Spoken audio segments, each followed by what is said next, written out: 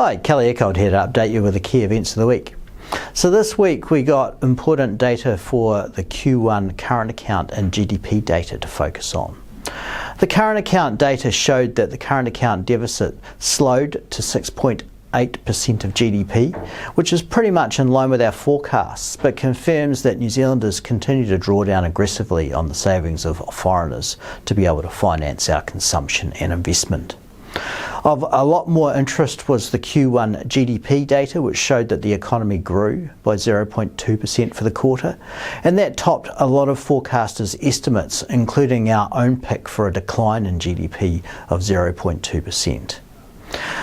Importantly though, that outcome was bang in line with what the Reserve Bank had expected, hence we don't think that data is going to drive much of a change in a view there. Basically, for the last 6 quarters or so, we've seen very much of a rolling maul type of recession.